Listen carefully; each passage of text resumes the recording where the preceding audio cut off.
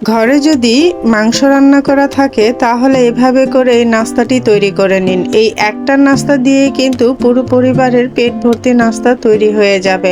আপনারা এটা চায়ের নাস্তা অথবা টিফিনে ব্যবহার করতে পারেন।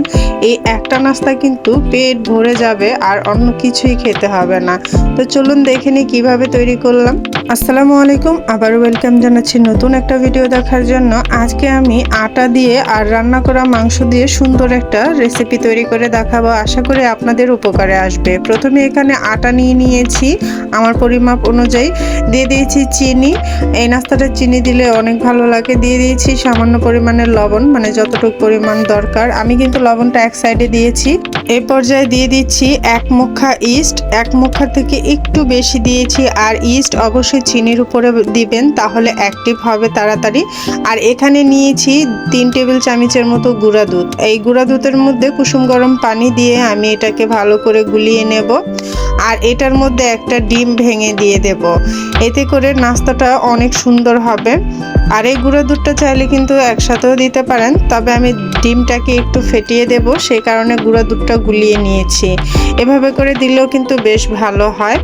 তা আপনারা কিন্তু এই নাস্তাটা যে কোনো টাইমের নাস্তা হিসেবে খেতে পারেন, বাচ্চাদের টিফিন হিসেবে ব্যবহার করতে পারেন, বা হঠাৎ যদি কোনো অতিথি আসে তাদের কিন্তু এই একটা নাস্তা তৈরি করে সকলকে আপ্যায়ন করতে পারেন।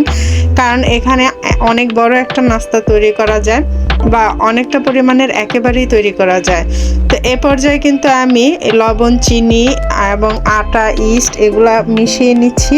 আর লবণটা অবশ্যই যাতে ইস্টের মধ্যে প্রথমে না পড়ে সেদিকে খেয়াল রাখবেন, আর না হলে কিন্তু ইস্ট অ্যাক্টিভ হবে না, ইস্ট ভালো করে ফুলবে না, মানে নাস্তার ডোটা ফুলে উঠবে না।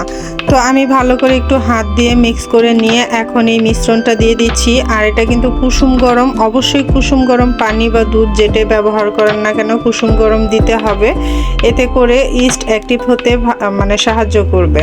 তো আমার পুরো মিশ্রণটাই লাগবে, আমি পুরো মিশ্রণটাই দিয়ে দিয়েছি। এখানে আর বাড়তি কোনো পানি বা লিকুইড কিছু প্রয়োজন হবে না। তা আমি এটাকে ভালো করে একটু মথে নিচ্ছি। আর এটা একদম স্টিকি একটা ডো হবে। আর এইসব রুটি পরোটা, বনরুটির মানে যে নান রুটি, বনরুটির যে ডোটা হয় সেটা একটু স্টিকি টাইপেরই হয়, মানে একটু নরম টাইপের হয় রুটি পরোটার চাইতে। তো এখন আমি সামান্য একটু তেল দিয়ে কিন্তু এভাবে করে রেস্টে রেখে দেব প্রায় 1 ঘন্টার জন্য। হাতে সময় থাকলে আরও বেশি রাখতে পারেন, কিন্তু অন্তত কমপক্ষে 1 ঘন্টার জন্য রেখে দেবেন একটু গরম জায়গায়। তো আমি চুলার নিচে রেখে দিয়েছি। আর এখানে আমি পুর ব্যবহার করব এই নাস্তাটার ভিতরে। এটা হলো সমুচার শীট তৈরি করে সাইডের যে অংশগুলো রেখে দিয়েছি, সেই অংশগুলো এগুলো আমি ফ্রোজেন করে রেখে দিয়েছিলাম। তো এখন আমি কাজে লাগিয়ে দিলাম। তো এগুলা কিন্তু আমি অফ ক্যামেরায় ভালো করে তেলে ভেজে নিয়ে এসেছি। এগুলা ভাজাটা দেখালাম না, ভিডিওটা অনেক লং হয়ে যাবে, এমনিতেই অনেক লং হয়ে গেছে। বন্ধুরা, তোমরা যদি আমার মতো সেম নাস্তাটা তৈরি করতে চাও তাহলে অবশ্যই কোনো প্রকার স্কিপ অথবা না টেনে দেখবে, তাহলে বুঝতে পারবে নাস্তাটা কিভাবে তৈরি করেছি। তো আমি শীটের সাইডের যে অংশগুলো এগুলো কিন্তু আমি হাতে ভালো করে গুঁড়ো করে নিয়েছি, এবং তার সাথে আমি এই যে পেঁয়াজ আর কাঁচামরিচ দিয়েছি। পেঁয়াজের পরিমাণটা আমি বেশি দিয়েছি, কিন্তু আপনারা আরেকটু কম দেবেন যারা কম খেতে চান পেঁয়াজটা। তো এখন দিয়ে দিয়েছি এখানে ম্যাগি মশলা স্বাদ বাড়ানোর জন্য, আর দিয়ে দিয়েছি সামান্য পরিমাণের লবণ। আপনারা কিন্তু ম্যাগি মশলাটা অবশ্যই দেওয়ার চেষ্টা করবেন, এতে করে নাস্তার স্বাদ দ্বিগুণ বেড়ে যাবে। এখন আমি এই যে তুলে নিয়েছি রান্না করা কিছু মাংস, এখানে 6-7 পিস মাংস নিয়ে নিয়েছি। এই রান্না করা মাংসগুলোকে আপনারা চাইলে কিন্তু ধুয়ে নিতে পারেন, আর না চাইলে নাও ধুয়ে নিতে পারেন। আমি ধুয়ে নেই, কারণ এটা তো রান্না করা, এটা সমস্যা হবে না। তো আমি কিন্তু এই যে মাংসগুলো হাতে ঝুরা ঝুরা করে আমি এই যে পেঁয়াজের সাথে আবার এটাকে ভালো করে কষলে মেখে নেব, মানে এটাকে সুন্দর একটা পুর তৈরি করে নেব। বিশ্বাস করবেন না, এত সুন্দর একটা স্মেল বের হচ্ছিল, আর এই পুরটা এত মজা, মানে আমার কাছে তো এখনই খেতে খুব ভালো লাগে। আর এভাবে করে কিন্তু আপনারা মাংসের সমুচা তৈরি করে নিতে পারেন, সেটাও কিন্তু খেতে ভীষণ মজা। তো এভাবে করে এই যে আমার এটা মাখা হয়ে গেছে, আর ডোটা কিন্তু অনেকটাই ফুলে গেছে। আমি 1 ঘন্টার কম রেখেছিলাম, কারণ হাতে সময় ছিল না, নাস্তার টাইম চলে যাবে এটা বেশিক্ষণ রাখতে গেলে। তো আমি এই যে এটাকে আরেকটু আটা দিয়ে সুন্দর করে আমি এটাকে 2 টুকরো করে নেব। আজকের নাস্তাটা কিন্তু আমি একটাই তৈরি করব, আর একটার জন্য 2টা ডো লাগবে আমার। আর আমি এই যে প্লেটের মধ্যে একটু তেল ব্রাশ করে নিচ্ছি। আর এই প্লেটটা দেখে কেউ কিছু মনে করবেন না, কারণ এটা আমার যে ফ্রাই প্যান আছে সেটার ভিতরে চলে যায়। তো এটা ভাঙা হোক আর যাই হোক, আমি কিন্তু সুন্দর করে এই প্লেটটাতে করতে পারি। এই কাজের জন্য আমি প্লেটটা রেখে দিয়েছি। এরপর যে আমি একটা ডো নিয়ে বড় করে একটা রুটির মতো করে বেলে নিচ্ছি। আর রুটিটা কিন্তু অবশ্যই ভারী, দেখতে পেয়েছেন এটা কত বড় ডো। তো আমি এই যে রুটিটা উঠিয়ে কিন্তু এই যে প্লেটের মধ্যে আমি সুন্দর করে এটাকে সেট করে দিচ্ছি। আর এই সেটটা কিন্তু সুন্দর করে একটু করে দেবেন। তো আমি একটু সুন্দর করে সাইডটাকে সেট করে দিচ্ছিলাম, কারণ এই সাইডগুলো কিন্তু প্লেটের উপরেই দিতে হবে, কারণ পরবর্তী যে রুটিটা দেব সেটা কিন্তু এটার উপরে চলে আসবে। তো এই তো এখন দেখুন আমি এই যে পুরটা তৈরি করে রেখেছি, এই পুরো পুরটাই কিন্তু আমি দিয়ে দিচ্ছি। আপনারা চাইলে এই পুরটুকু দিয়ে কিন্তু 2টা তৈরি করতে পারেন, কিন্তু আমি আজকে একটা নাস্তা তৈরি করব। এই পর্যায়ে আমি এই পুরটা কিন্তু ভালো করে ছড়িয়ে ছিটিয়ে এভাবে বসিয়ে দিচ্ছি। আর আপনারা চাইলে কিন্তু এই পুরটাকে 4-5 মিনিটের জন্য একটু ভাজা করে নিতে পারেন, তবে আমার ভাজা করার প্রয়োজন হয়নি। তো এখন দিয়ে দিচ্ছি একটা সেদ্ধ করা ডিম। গ্রেটার দিয়ে গ্রেট করে সেদ্ধ করা ডিমটা দিয়ে দিচ্ছি। এতে করে খেতে আরও বেশি ভালো লাগবে, বেশি সুস্বাদু হবে, বেশি পুষ্টিকর হবে। তো আমি এই যে ডিমটা কিন্তু গ্রেট করা শেষ, সুন্দর করে এই যে গ্রেট করে দিয়ে দিলাম।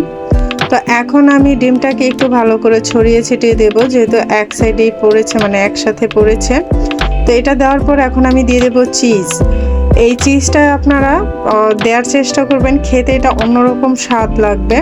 আর আপনাদের কাছে যদি চিজ না থাকে তারপরেও কিন্তু এই পুরটা দিয়ে, পেঁয়াজ মাংসের যে পুরটা, এটা দিয়ে খেতে পারবেন, অনেক ভালো লাগে।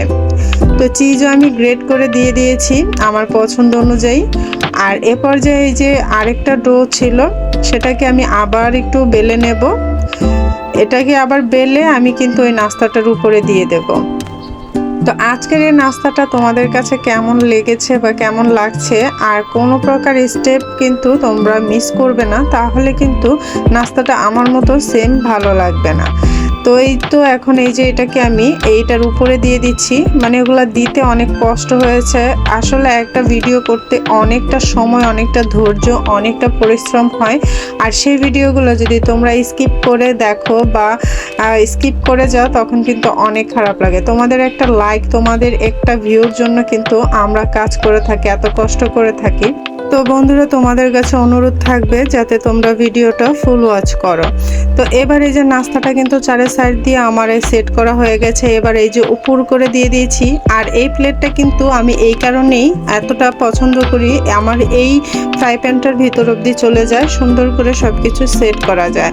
তো এই যে দেখুন আমি উপর করে দিয়ে দিয়েছি। আর এখন এটাকে 5 মিনিট রেস্টে রেখে তারপর আমি কিন্তু এটা চুলার উপরে বসিয়ে দেব। আর চুলার উপর বসে একদম স্লো হিটে এটাকে আমি রান্না করব। একটা স্লো হিটে করলে সুন্দর করে ফুলে উঠবে এবং এই নাস্তাটা একদম ডাবল হয়ে যাবে। তো এই তো আমি কিন্তু একটু ঘি দিয়ে দিয়েছিলাম অফ ক্যামেরায় এর চারিপাশে। আপনারা চাইলে এখানে বাটার অথবা তেলও ব্যবহার করতে পারেন, সমস্যা নেই। সামান্য পরিমাণের, মানে 1 চা চামচের মতো দিয়েছি, এখানে না দিলেই নয়। আপনারা যদি একটু তেলের মধ্যে ভাজা করতে চান তাহলে অবশ্যই তেল দিয়ে দেবেন, আর যদি না চান তাহলে দেবেন না। আমি সামান্য পরিমাণের ঘি ব্যবহার করেছি। তো এখন আমি প্লেটের মধ্যে নামিয়ে নেব, কারণ এটা তো উল্টানো যাবে না। প্লেটের মধ্যে নামিয়ে এটাকে তারপর আমি আবার উল্টে দেব। আর এই নাস্তাটাকে কিন্তু আমি মোট ঘুরিয়ে ফিরে প্রায় 7 থেকে 8 মিনিটের মতো চুলার মধ্যে রেখে দিয়েছি একদম লো হিটে, যাতে ভেতর অবধি সেদ্ধ হয়। যেহেতু এটা অনেকটা পুর, অনেকটা মোটা, তো এটা ভিতর অবধি সেদ্ধ হতে হবে। এই দেখুন নিচের অংশটা কি সুন্দর হয়েছে। তো আমি কিন্তু একটু ঘি দিয়ে দিয়েছি, আবার 1 চা চামচের মতোই দিয়েছি। তো এভাবে করে এই যে সাইড দিয়ে কিন্তু দিয়ে দিয়েছি। এখন আমি আবারও চুলায় বসিয়ে দেব প্রায় 6 থেকে 7 মিনিটের জন্য, যতক্ষণ না পর্যন্ত সুন্দর করে চারিপাশটা কুক হয়ে যাচ্ছে, মানে রান্না হয়ে যাচ্ছে। তো দেখুন এটা কিন্তু ফুলে একদম পুরো ফ্রাই প্যানটা ভরে গেছে। আর এটা একটু ঘুরিয়ে ঘুরিয়ে দিচ্ছি। তো তো আমার কিন্তু নিচের অংশটাও হয়ে গেছে, কিন্তু একটু সাদা রয়েছে। আমি যেহেতু এটার মতোই সেম কালার করব, সেই কারণে আমি বসিয়ে রেখেছি আরও 1 মিনিটের জন্য, এতে করে সুন্দর কালার হয়ে যাবে। তো এই যে দেখুন, এখনও কিন্তু পুরোপুরি এতটা সুন্দর কালার আসেনি। তো এই পর্যায়ে আমি একটু চুলার আঁচটা জাল বাড়িয়ে দিয়ে 30 সেকেন্ডের মতো রেখে নামিয়ে নেব, এতে করে সুন্দর একটা কালার আসবে। তো এই যে দেখুন, নিচের অংশটা কালার এসে গেছে, আর আমি কিন্তু অফ ক্যামেরায় নামিয়ে নিয়েছি। আর এটাকে নরম রাখার জন্য, সুন্দর নরম রাখার জন্য কিন্তু আমি আবারও উপরে 1 চা চামচের মতো ঘি দিয়ে একটু ব্রাশ করে দেব, মানে একটু ঘি ভরিয়ে দেব, যাতে করে এটা সুন্দর নরম সফট এবং সুন্দর একটা স্মেল আসে। আর তো এভাবে করে কিন্তু আমি এই যে ঘি ভরিয়ে দেব। তো আজকের এই নাস্তাটা আপনাদের কেমন লেগেছে অবশ্যই জানাতে ভুলবেন না। আর এত সুন্দর একটা কালার এসেছে, ভালো লাগছে দেখতে। আপনাদের কাছে কেমন লাগছে সেটা অবশ্যই কমেন্ট বক্সে জানাবেন।